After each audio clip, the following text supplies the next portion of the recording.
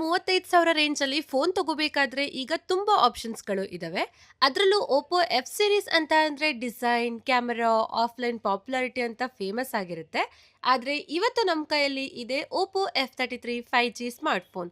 On paper specification ನಾವು ನೋಡಿದ್ರೆ 7000 mAh battery, AMOLED display, IP69 rating solid ಆಗಿ ಕಾಣಿಸ್ತಾ ಇರುತ್ತೆ. ಆದ್ರೆ ಕ್ವೆಶನ್ ಏನು ಅಂತ ಅಂದ್ರೆ ಇದು ರಿಯಲ್ ಲೈಫ್ ಯೂಸೇಜ್ ಅಲ್ಲಿ ವ್ಯಾಲ್ಯೂನ ಕೊಡ್ತಾ ಇದೆಯಾ ಇಲ್ವಾ?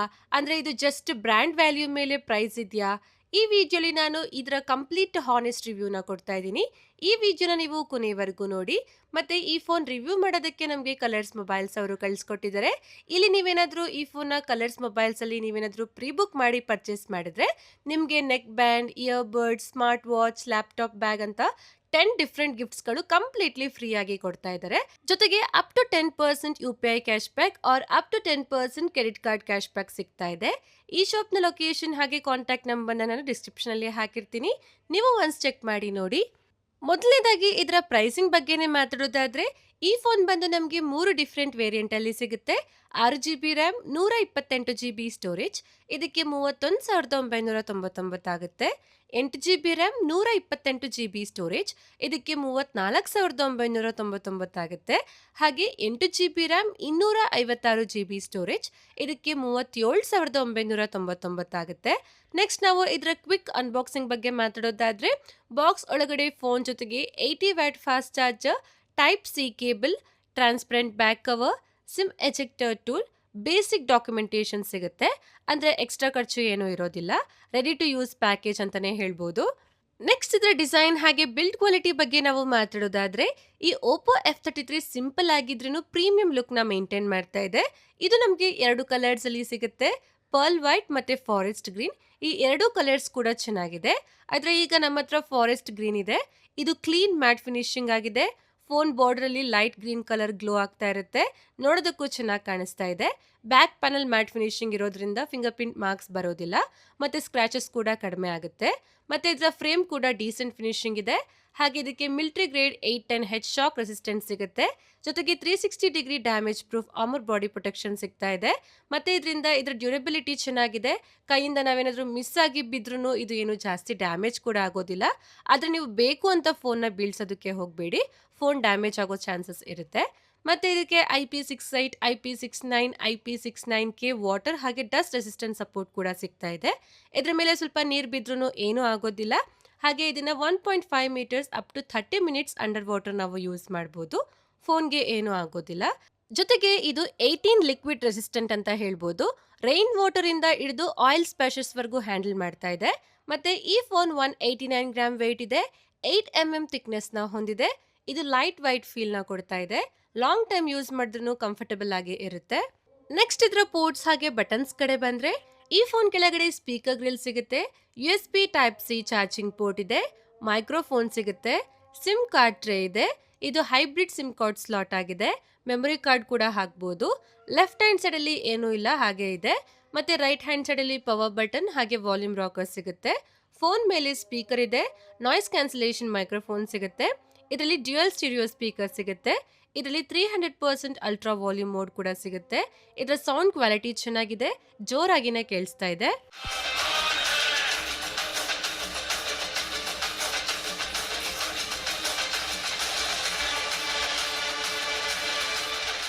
ಇನ್ನು ಇದರ ಡಿಸ್ಪ್ಲೇ ಬಗ್ಗೆ ನಾವು ಮಾತಾಡೋದಾದ್ರೆ ಇದರಲ್ಲಿ 6.57 inches full HD+ AMOLED display ಸಿಗ್ತಾ ಇದೆ.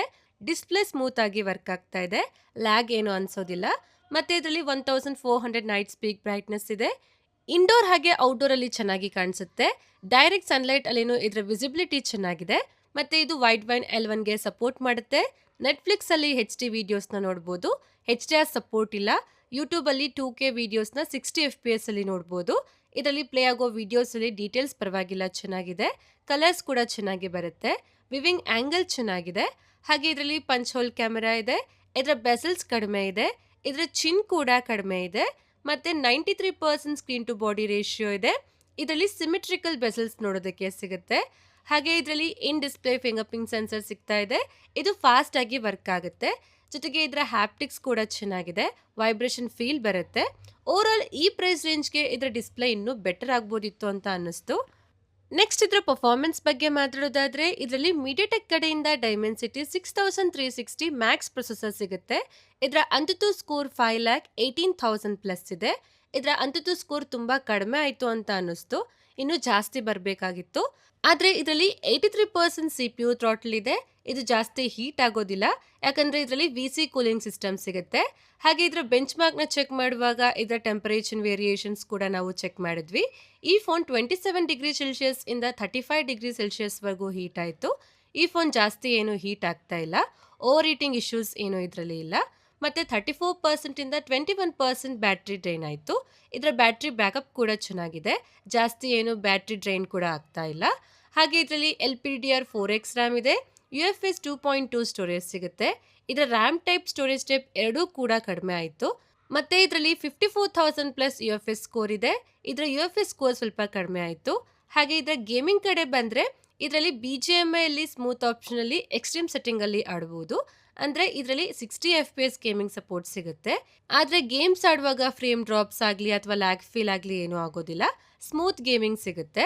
ಆದರೆ ಇದರಲ್ಲಿ ಹೆವಿ ಲೆವೆಲ್ ಗೇಮ್ಸ್ನ ಆಡೋದು ಸ್ವಲ್ಪ ಕಷ್ಟ ಆಗುತ್ತೆ, ಆದರೆ ಲೈಟ್ ಗೇಮ್ಸ್ನ ಈಸಿಲಿ ಹ್ಯಾಂಡಲ್ ಮಾಡುತ್ತೆ. ಓವರಾಲ್ ಇದರ ಪರ್ಫಾರ್ಮೆನ್ಸ್ ಡೀಸೆಂಟ್ ಆಗಿದೆ. ಹೆವಿ ಲೆವೆಲ್ ಗೇಮಿಂಗೋಸ್ಕರ ಇದೇನು ಅಷ್ಟೊಂದು ಚೆನ್ನಾಗಿಲ್ಲ.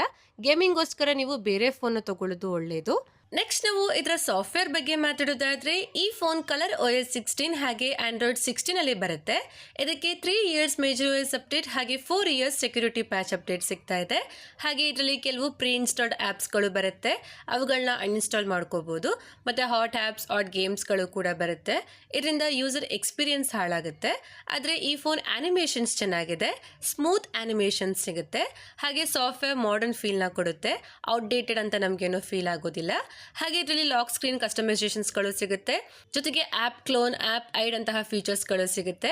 ಹಾಗೆ ಕೆಲವು AI ಫೀಚರ್ಸ್ಗಳು ಕೂಡ ಸಿಗುತ್ತೆ.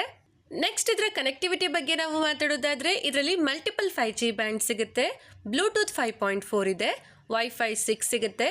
ಇದು ವೈಫೈ ಕಾಲಿಂಗ್ ಸಪೋರ್ಟ್ ಕೂಡ ಮಾಡುತ್ತೆ. 4x4 ಮೀಮೋ ಸಿಗುತ್ತೆ, 5G++ ಸಪೋರ್ಟ್ ಕೂಡ ಮಾಡುತ್ತೆ. ಮತ್ತು ಇದರ 5G ಕನೆಕ್ಟಿವಿಟಿ ಚೆನ್ನಾಗಿದೆ, ಆದರೆ ಇದರಲ್ಲಿ NFC ಸಪೋರ್ಟ್ ಇಲ್ಲ. ನೆಕ್ಸ್ಟ್ ಇದರ ಬ್ಯಾಟ್ರಿ ಲೈಫ್ ಬಗ್ಗೆ ನಾವು ಮಾತಾಡೋದಾದರೆ ಇದರಲ್ಲಿ 7000 mAh ಮ್ಯಾಸಿವ್ ಬ್ಯಾಟ್ರಿ ಸಿಗುತ್ತೆ. 80 ವ್ಯಾಟ್ ಫಾಸ್ಟ್ ಚಾರ್ಜಿಂಗ್ಗೆ ಇದು ಸಪೋರ್ಟ್ ಮಾಡುತ್ತೆ, ಜೊತೆಗೆ ರಿವರ್ಸ್ ಚಾರ್ಜಿಂಗೂ ಸಹ ಇದು ಸಪೋರ್ಟ್ ಮಾಡುತ್ತೆ. ಇದು ಫಾಸ್ಟಾಗಿ ಚಾರ್ಜ್ ಆಗುತ್ತೆ, 60 ಮಿನಿಟ್ಸಲ್ಲಿ 0 to 100% ಫುಲ್ ಚಾರ್ಜ್ ಆಗುತ್ತೆ. ಹಾಗೆ ಇದರ ಬ್ಯಾಟ್ರಿ ಬ್ಯಾಕಪ್ ಕೂಡ ಚೆನ್ನಾಗಿದೆ. ನೀವು ಫೋನ್ನ ಏನಾದರೂ ಹೆವಿ ಯೂಸ್ ಮಾಡಿದರೆ 7 to 8 hours plus screen on ಟೈಮ್ನ ಕೊಡುತ್ತೆ. ನಾರ್ಮಲ್ ಯೂಸೇಜಲ್ಲಿ 1 ದಿನದಿಂದ 1.5 ದಿನ ಬ್ಯಾಟ್ರಿ ಬ್ಯಾಕಪ್ ಚೆನ್ನಾಗಿ ಬರುತ್ತೆ. ನೆಕ್ಸ್ಟ್ ನಾವು ಇದರ ಕ್ಯಾಮ್ರಾ ಬಗ್ಗೆ ಮಾತಾಡೋದಾದ್ರೆ ಇದರಲ್ಲಿ ಡ್ಯುಯಲ್ ರೇರ್ ಕ್ಯಾಮರಾ ಸೆಟಪ್ ಇದೆ. ಇದರಲ್ಲಿ ಟ್ರಿಪಲ್ ರೇರ್ ಕ್ಯಾಮ್ರಾ ಇರೋ ಥರ ಅಂತ ಅನಿಸುತ್ತೆ, ಆದರೆ ಇದರಲ್ಲಿ ಇರೋದು ಎರಡೇ camera. 50 mega pixel main camera ಸಿಗುತ್ತೆ, 2 ಮೆಗಾ ಪಿಕ್ಸೆಲ್ ಮೋನೋಕ್ರೋಮ್ ಕ್ಯಾಮ್ರಾ ಇದೆ, ಹಾಗೆ 16 ಮೆಗಾ ಪಿಕ್ಸೆಲ್ ಫ್ರಂಟ್ ಕ್ಯಾಮ್ರಾ ಸಿಗುತ್ತೆ. ಇದರ 1x ಹಾಗೆ 2x ಫೋಟೋಸಲ್ಲಿ ಡೀಟೇಲ್ಸ್ ಚೆನ್ನಾಗಿದೆ, ಕಲರ್ಸ್ ಕೂಡ ಚೆನ್ನಾಗಿದೆ. 1x ಫೋಟೋಸಲ್ಲಿ ಡೀಟೇಲ್ಸ್ ಚೆನ್ನಾಗಿದೆ, 2x ಅಲ್ಲಿ ಸ್ವಲ್ಪ ಕಮ್ಮಿ ಆಗುತ್ತೆ. ಆದರೆ ಇದರಲ್ಲಿ ಸ್ಕಿನ್ ಟೋನ್ ಚೆನ್ನಾಗಿ ಬರುತ್ತೆ, HDRನ ಚೆನ್ನಾಗಿ ಮ್ಯಾನೇಜ್ ಮಾಡುತ್ತೆ. ಮತ್ತು ಇದರಲ್ಲಿ 10x ಝೂಮ್ ಕೂಡ ಮಾಡ್ಬೋದು. ಝೂಮ್ ಫೋಟೋಸ್ ಕ್ವಾಲಿಟಿ ಅಷ್ಟೊಂದು ಚೆನ್ನಾಗಿಲ್ಲ, ಝೂಮ್ ಫೋಟೋಸ್ನ ನೀವು ತೆಗಿಬೇಡಿ. ಹಾಗೆ ಪೋರ್ಟ್ರೇಟ್ ಮೋಡಲ್ಲಿ 1x 2x ಝೂಮ್ ಸಪೋರ್ಟ್ ಮಾಡುತ್ತೆ. ಪೋರ್ಟ್ರೇಟ್ ಫೋಟೋಸಲ್ಲಿನೂ ಡೀಟೇಲ್ಸ್ ಪರವಾಗಿಲ್ಲ, ಚೆನ್ನಾಗಿದೆ. ಎಡ್ಜ್ ಡಿಟೆಕ್ಷನ್ ಓಕೆ ಚೆನ್ನಾಗಿದೆ, ಆದರೆ ಕೆಲವು ಟೈಮಲ್ಲಿ ಸರಿಯಾಗಿ ಫೋಕಸ್ ಮಾಡೋದಿಲ್ಲ. ಆದರೆ ಲೈಟ್ ಕಂಟ್ರೋಲ್ ಚೆನ್ನಾಗಿದೆ, ಜೊತೆಗೆ ಲೋ ಲೈಟ್ ಫೋಟೋಸ್ ಕ್ವಾಲಿಟಿ ಚೆನ್ನಾಗಿಲ್ಲ, ಇನ್ನೂ ಡೀಟೇಲ್ಸ್ ಬರಬೇಕಾಗಿತ್ತು. ಆದರೆ ಇದರಲ್ಲಿ ಕಲರ್ಸ್ ಲೈಟ್ ಕಂಟ್ರೋಲ್ ಚೆನ್ನಾಗಿದೆ. ಹಾಗೆ ಸೆಲ್ಫಿ ಫೋಟೋಸಲ್ಲಿ ಡೀಟೇಲ್ಸ್ ಡೀಸೆಂಟ್ ಆಗಿದೆ, ಸ್ಕಿನ್ ಟೋನ್ ಚೆನ್ನಾಗಿದೆ, ಕಲರ್ಸ್ ಓಕೆ ಚೆನ್ನಾಗಿ ಬರುತ್ತೆ.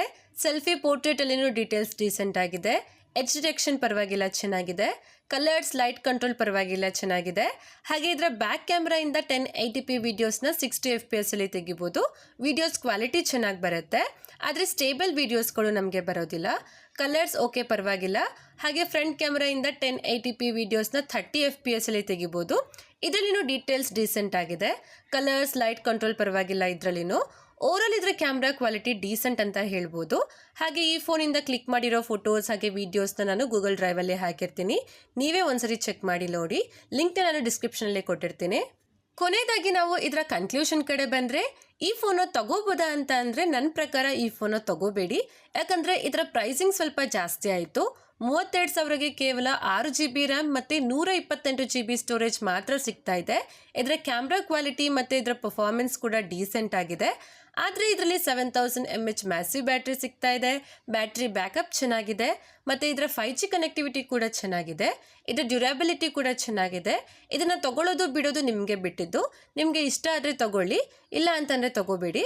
ಮಾರ್ಕೆಟಲ್ಲಿ ಇದೇ ಪ್ರೈಸ್ ರೇಂಜಲ್ಲಿ ಇನ್ನೂ ಬೆಟರ್ ಇರೋ ಫೋನ್ಸ್ಗಳು ಸಿಗುತ್ತೆ, ನೀವು ಸಹ ಚೆಕ್ ಮಾಡಿ ನೋಡ್ಬೋದು. ಇಷ್ಟೇ ಫ್ರೆಂಡ್ಸ್, ಇವತ್ತಿನ ವಿಡಿಯೋಲಿ ಓಪೋ F33ನ ಅನ್ಬಾಕ್ಸಿಂಗ್ ಮಾಡಿ ರಿವ್ಯೂ ಮಾಡಿದ್ದೀನಿ. ಈ ಫೋನ್ ಬಗ್ಗೆ ನಿಮಗೆ ಏನನ್ಸುತ್ತೆ ಅಂತ ಕಮೆಂಟ್ ಮಾಡಿ ಹೇಳಿ. ಹಾಗೆ ಈ ವಿಡಿಯೋ ಇಷ್ಟ ಆದರೆ ಲೈಕ್ ಮಾಡಿ, ನಮ್ಮ ಚಾನಲ್ಗೆ ಸಬ್ಸ್ಕ್ರೈಬ್ ಆಗಿ ನನಗೆ ಸಪೋರ್ಟ್ ಮಾಡಿ, ನಿಮ್ಮ ಫ್ರೆಂಡ್ಸ್ ಹಾಗೆ ಫ್ಯಾಮಿಲಿಯವ್ರಿಗೂ ಸಹ ಶೇರ್ ಮಾಡಿ. ಧನ್ಯವಾದಗಳು. Thank you for watching. Next ವಿಡಿಯೋಲಿ ಸಿಗೋಣ. ಅಲ್ಲಿವರೆಗೂ ವೆಯ್ಟ್ ಮಾಡ್ತಾ ಇರಿ. ಬಾಯ್.